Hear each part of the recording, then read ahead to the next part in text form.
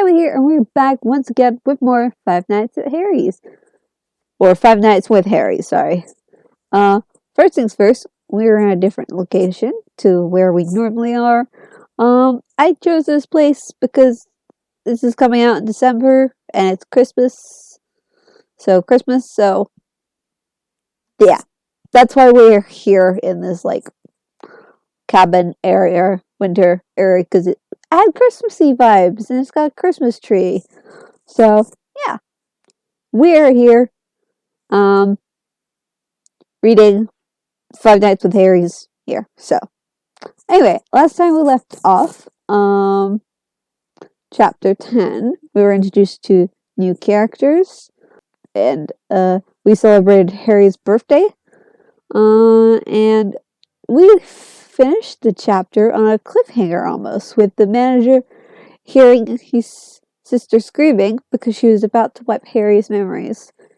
And they were doing all of this in the pizzeria where Harry's blood is tied to, I guess. Basically, to put it simply, if you mess with Harry in the pizzeria, bad things are going to happen to you. So, yeah. So we left out there. We're going to start there. And as always with these videos, if you want to read the log, there is a link to the chapter in the description below. And this is written by Harry Lefferts as well. They take credit for this. So, I believe that's everything. And of course, if you want to read the stories, all the chapters as well, there will be a playlist at the end of the video for you to click on and watch all the others. Me read all of the chapters. Yeah, okay, that's everything. Let's get started. Chapter 11. Running through the halls, Tony reached the closed security door to the office and began to bang on it. Barb? Barb? Sis? Suddenly, the door opened to reveal a dark office. Barb? Walking in slowly, Tony nearly did not notice the body on the floor before he shined his flashlight to see his sister staring sightlessly at the ceiling with open eyes. He dropped to his knees and let out a sigh as he saw her chest rise and fall. Oh, thank God, Maud. Barb, you're... It was then that Tony realized that she had not responded at all to his voice, and looked down to see her still staring ahead. Barb? A voice seemingly composed of others then drifted through the darkness that caused his whole body to shiver. She cannot answer you anymore. She has suffered the same fate she has done to others. Upon seeing the shadow in the other doorway, Tony scrambled to his feet as he could just barely make out the security uniform. You fucking little shit! What have you done to my sister? He then shined his flashlight onto Harry and froze as he saw how Harry had a demented expression on his face with black eyes, white pupil, and dark smoke-like substance coming from his eyes. But that was not what caused him to freeze in place, nor what caused him to nearly suffer a heart attack. That was due to what was behind and a little around Harry. Suddenly it was a cloud of pure darkness that his light could not penetrate, which had a massive eyes and twisted human mouths, all of which gave off muted screams, shouts, demented laughter, and sobs. Tony took a step back as skeletal arms composed of shadows reached out from the cloud towards him. Stay back! Stay back! Harry, however, just stepped forward some. We have been waiting for this day for so long. So much pain you have caused. You sealed our fates, and soon you shall suffer as we have. In a panic, Tony swung the axe at Harry's head, only for several of the skeletal arms to grab it before it even got close. They then yanked it out of his hands and into the cloud as Harry continued to step forward. He stepped over Barb as Tony continued to back towards the door. It is now your turn. With one last look at his sister, Tony turned and ran towards the door out of the building. Once outside, he dashed across the parking lot toward the car that he had parked there and got in before he pulled out of the parking lot. Sorry, sis. I love you and all, but I'm not dying for you. Still, guess he's as much as a freak as Vernon said. Tony adjusted the rearview mirror in time to see Harry walk out of the doors of the pizzeria. A few minutes later, he started to slow down as he took the roads and began to calm down. Suddenly, a shadowy figure sprang up in front of his car and he swerved to avoid it, which caused him to spin out and come to rest in a ditch below a rocky outcropping. Ah! Shaking his head, he went to open his door, only for the lock to spring shut. What? Hearing something, he looked out of his windshield to see small stones start to fall on his hood, and he could hear them falling into his roof. Oh, fuck. Panicking, he began to fight with the door, trying to unlock it, only to stop as he saw the cloud of darkness hovering on the other side of the door. As it did so, he could hear a rumble as its words came back to him. Soon you shall suffer as we have. Slowly, Tony looked up and screamed just before the outcrop collapsed on top of his car, crushing his body under its mangled wreckage as the cloud slowly faded away. Harry blinked as all around him was a mist before he called out, Hello? Anyone there? After a few moments, a voice behind him caused him to turn. Yes, there is someone here. Having turned around fully, Harry blinked at the strange being in front of him. He could tell it was a woman from the figure, though it was composed almost entirely of shadow. Almost, because there were two large bloodshot eyes set in what seemed like skull-like sockets with a skull-like grin. It has been a while. For some reason beyond him, Harry didn't feel scared as these eyebrows furrowed some. I'm sorry, but have we met? You seem very familiar. Slowly, the being walked up and gently cupped his cheek as she ran a thumb across it. It has been a long time since we last saw each other, I suppose. She then tilted her head a bit and began to softly sing. Puff the magic dragon who lives by the sea. I've never seen Puff the Magic Dragon, so I don't know how that goes, but there you go. I hope I did a good job of that. That caused Harry's eyes to widen some, as it brought back a surge of memories. Aya? Reaching up, Harry grasped her shoulder. Aya, is that you? Cracks appeared in the shadows that composed the woman's body, before they fell away to reveal a smiling Ayla who nodded. It's me. She then found herself pulled into a tight hug by Harry as she held him just as tightly. I missed you, Aya. But how? It then came to him, and he looked up with a broken look. You're dead, aren't you? Her nod caused his heart to break a little as she pulled him closer to her. How were you? Aya softly smiled some and shook her head. Stuffed? No. I died when one of the animatronics accidentally hit my head on the doorframe, but I don't blame him at all. With a sigh, she pulled away some. But there's so much that we need to discuss, and a little time to do it. Taking a breath, Harry sat down on what passed for a floor, wherever him and Aya were.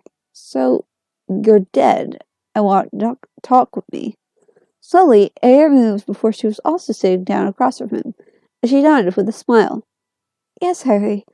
I wanted to explain some things to you, just to say how sorry I am I died or ever took the night shift job. Up seeing him hang his head, Aya reached over and lifted it with her hand. None of that now. I don't blame you for whatever you thought when I disappeared. In fact, if there's anyone who should be sorry, it's me. Almost embarrassed, Harry looked away slightly. So you wanted to tell me some things then? With a nod, Harry reached over and took his hands between her own.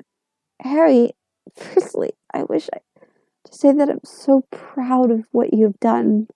Also, I would like to ask you if you know what you've done by destroying that thing. Confused, Harry slowly shook his head. You mean the marionette? At her nod, Harry shrugged a bit. Well, I know that doing so freed Freddy, Chica, Bonnie, and Foxy from its control. For several moments, Aya seemed thoughtful before she moved so she was beside him. Then, to his surprise, she pulled him into a hug. You did more than just free them from its control clutches, Harry. She waited until his eyes widened from realizing what she had meant. Yes, Harry, you freed myself and the others from it. That caused Harry to frown. Others? What do you mean by that? In reply, Aya gestured at a cloud that appeared, The cloud had a mass of bloodshot eyes and mouths as it made a bunch of sounds. Every once in a while, a skeletal arm reached out from it.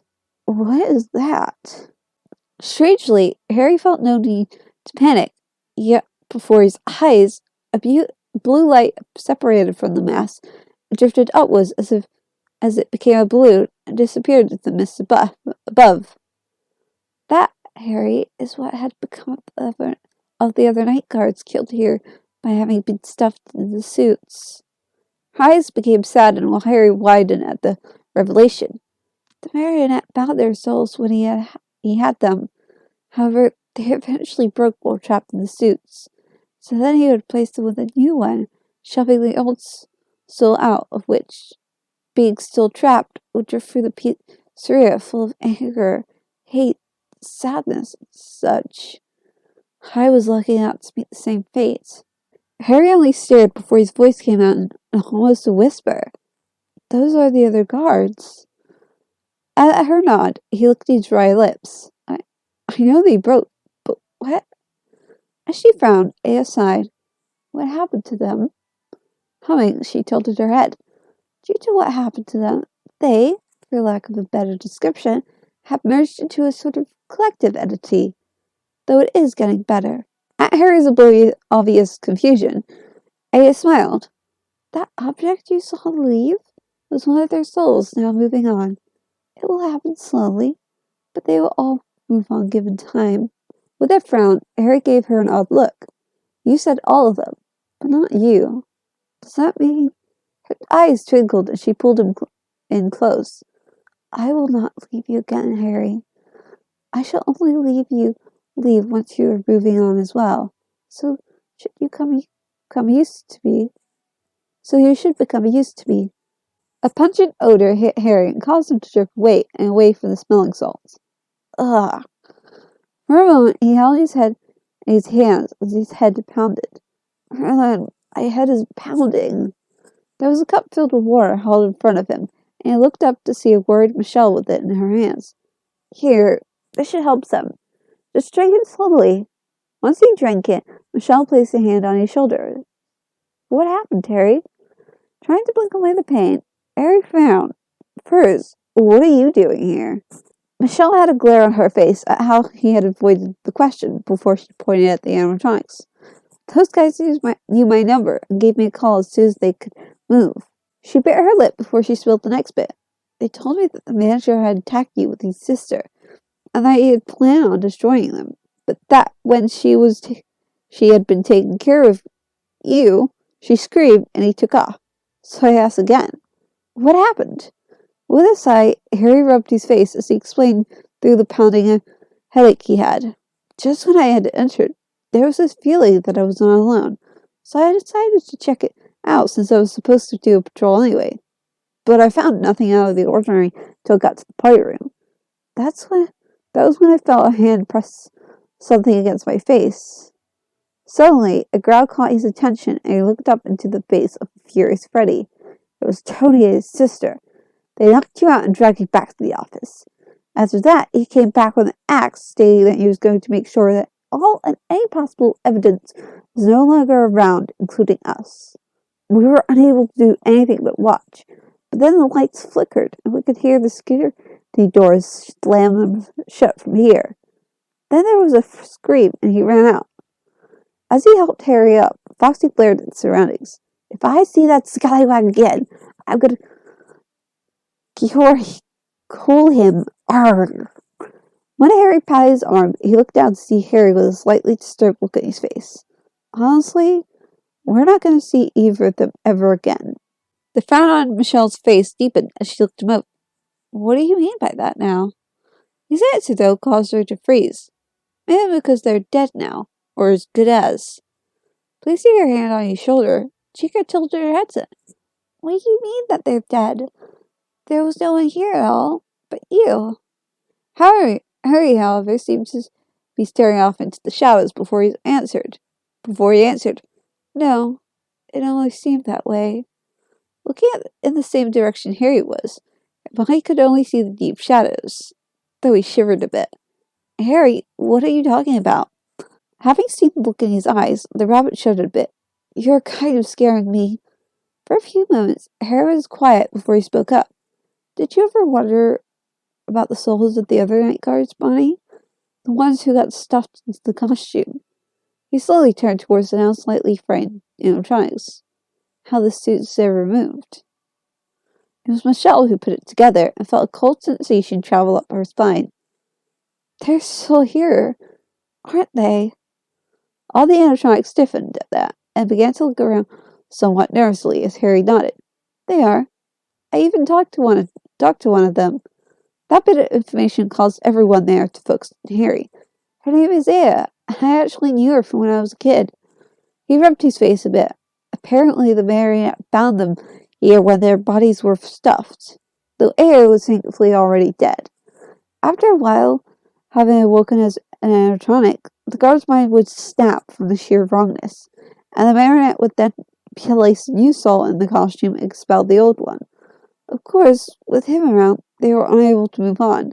Slowly, they congealed in their anger and hate. Shivering, Chica looked around as she moved, so that she was right behind Harry in a position where he could protect her. So, we have a bunch of angry ghosts after us, then? Foxy nodded a bit as he looked around. Aye, that I do not like. Unimpressed, Michelle gave him a look. Aren't you guys ghosts? Nervous, Freddy took off his hat and ran his fingers along the rim.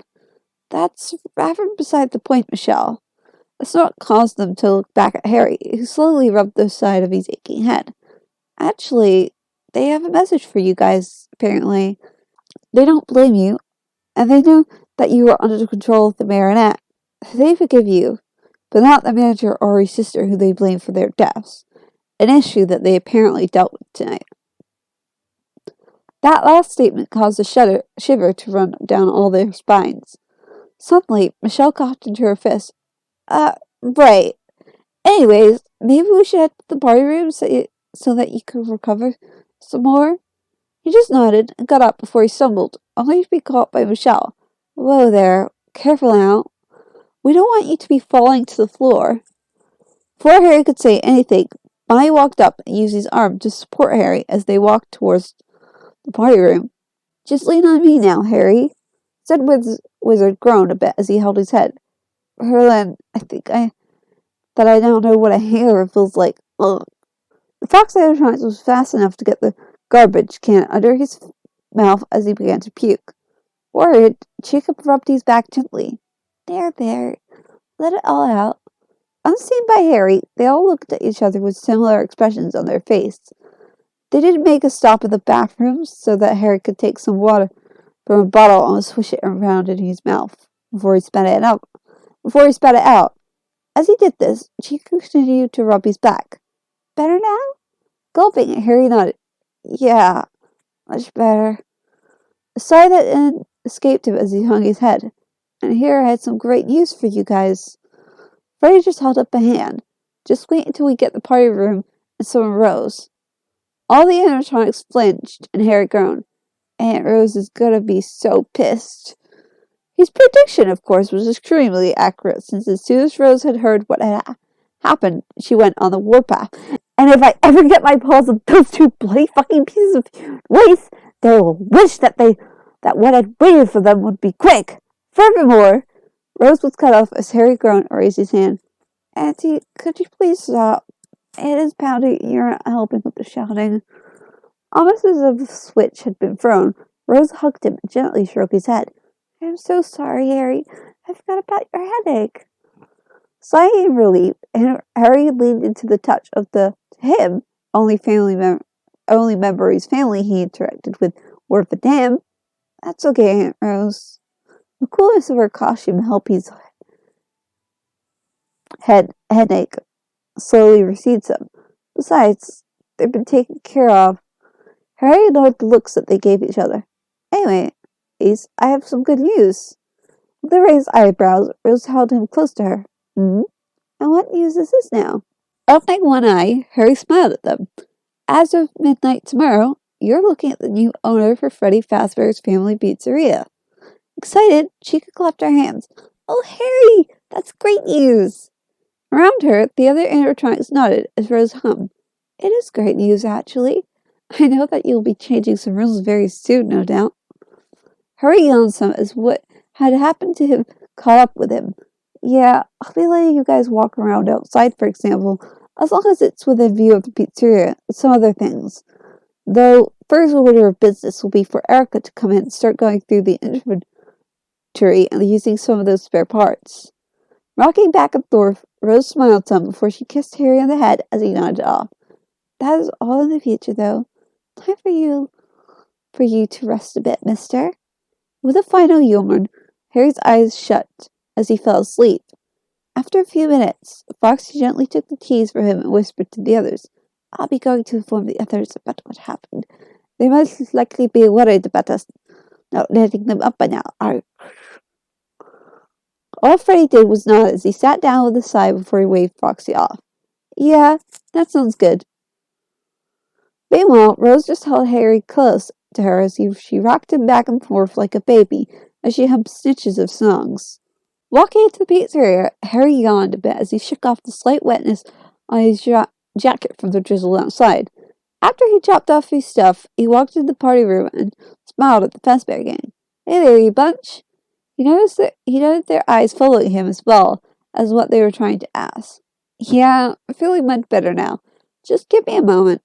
Harry then hopped up on stage with a smile and walked behind Freddy as they tried to see what he was doing. The new owner has asked me to do something for you guys every night when I show up at 11. Confused, Freddy heard the back of his costume get open before he could feel Harry's hand inside it. Suddenly, there was a click, and it could move. So now you're allowed to put us on free mode. Robe.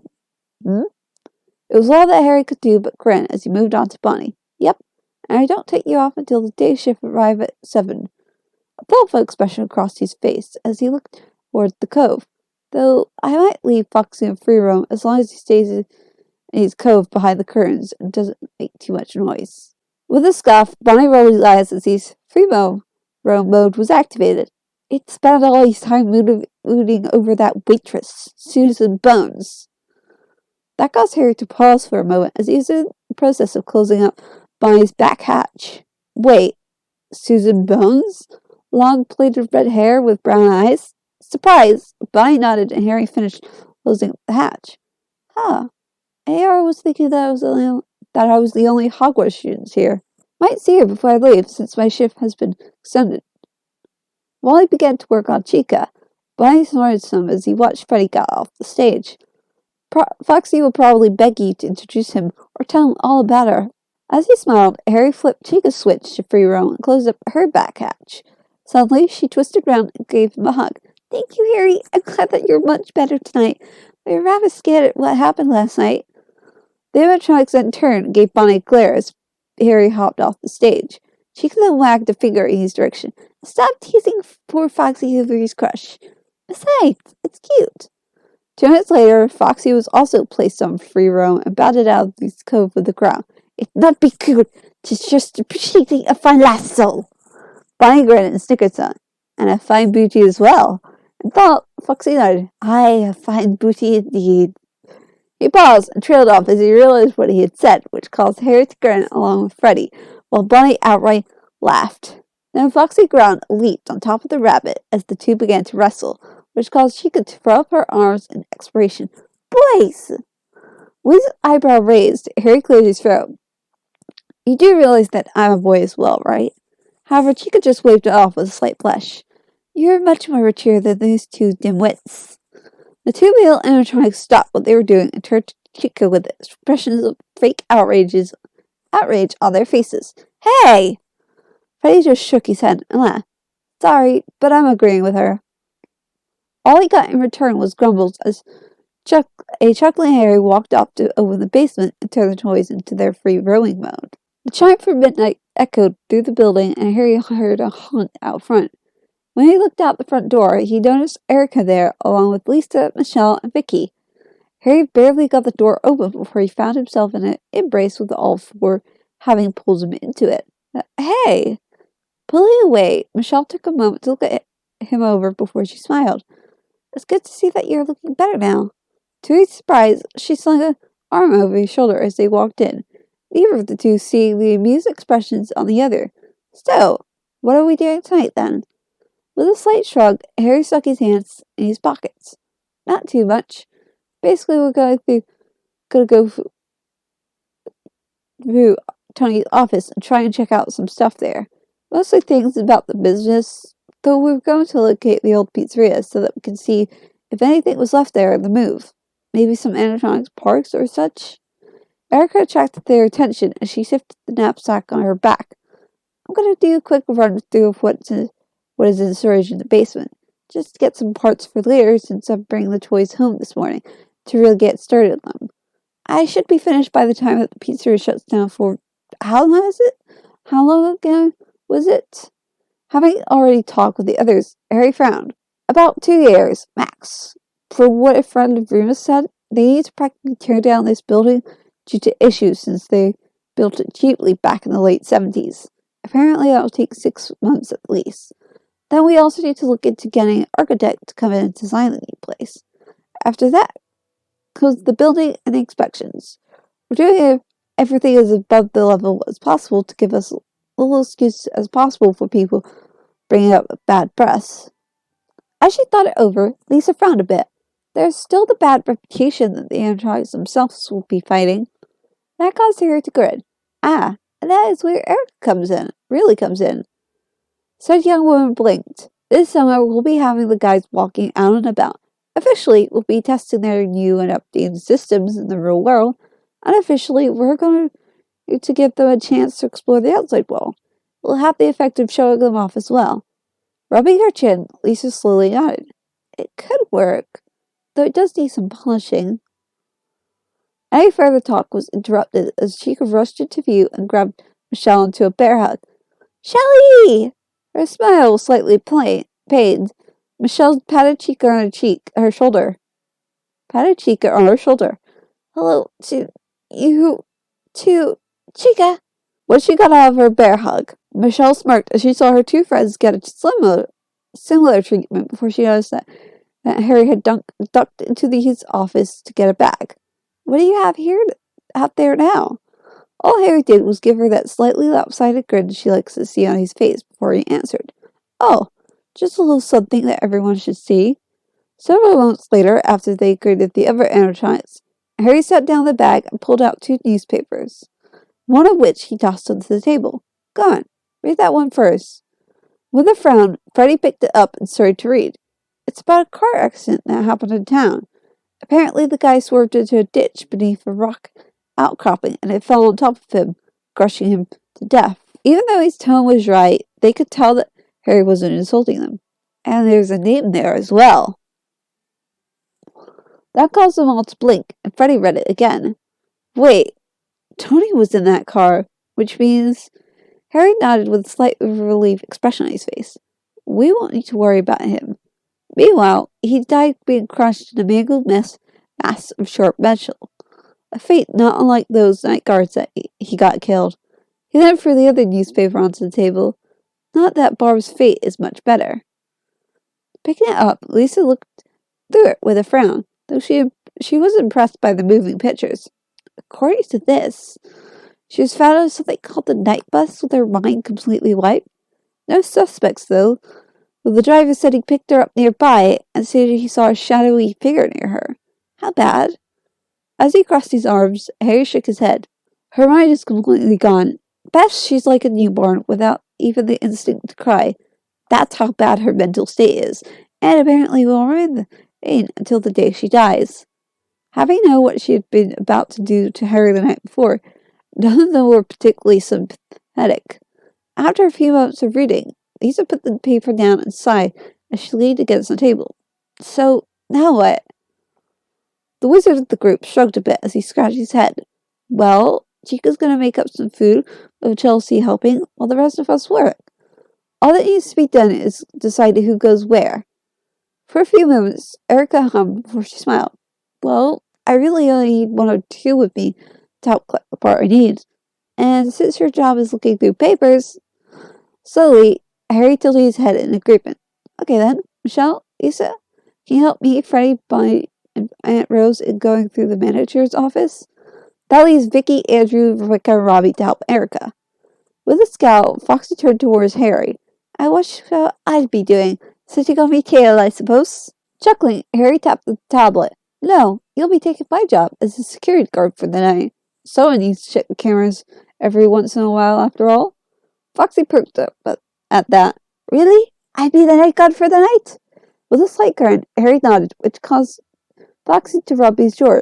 That being the case, there'd be just one more thing I'd be needing from you. Raising his eyebrow, Harry gave Foxy a look. And what would that be now? A moment later, Foxy reached out and plucked his hat from his head. If I'd be a security guard for the night, then I'd be needing a nice security hat. I feel like I'm losing the pirate voice as I'm going on. There was a pause as Foxy placed the hat crookedly on his head before Harry signed and facepalmed. Of course, you need a hat. Shaking his head as the pirate animatronic laughed, Harry gestured for his group to follow. Well, come on then. It didn't take long at all for Harry to unlock the office door, and they stepped in to find it mostly intact except for a few scattered papers. Frowning, Bonnie looked around as he squeezed his bulk through the door. Looks like everything is still here. Weird. Having taken a key from Harry, Lisa walked over to the filing cabinets. Not that weird. According to what Michelle told me, they were planning to get rid of all the evidence last night after wrecking you. Probably figured that they would have all night to go through the files. While Lisa opened the filing cabinet with the key, Harry passed out 3 others with him, as he explained. This is the key for the safe, along with a combination. Don't know how Andromeda got it, but I'm thankful. With a nod, Michelle took that key while Bonnie reached for another. That's the desk drawer. Just open them all at once so you and Freddy can go through them. The rabbit animatronic took the key and shared a look with Freddy as they walked toward the desk. Wonder what's in it. Meanwhile, Harry walked over to a final cabinet mounted in the wall and frowned as he looked it over. Sighing, he pulled at the lock that kept it closed. Lovely. The one thing that I don't have a key for. He took a sticker. He turned as Rose gently pushed him to the side as they heard the others go about their work. No need for keys while I'm here. She reached up and grasped the lock in one paw. With a wink, she clenched her paw and everyone paused at the sound of metal squealing and breaking before she yanked the remains of the lock away from the cabinet. Ta-da! One good thing about what I am is super strength. As he whistled at the mangled mess of metals in her paw, Harry nodded. Tell me about it. Still shaking his head, Harry opened the door and blinked at what he saw. Wow. Beside him, Rose's eyes widened as she nodded as well, her jaw dropping. Yeah, what he said. At the looks, Rose pointed at the cabinet. Since you're doing this on your own time, Lisa, how about you girls take this as your payment? Confused, Lisa walked over and blinked. That's a lot of alcohol. She reached up and took one of the bottles and examined it. Holy shit! This is the high-end stuff at that.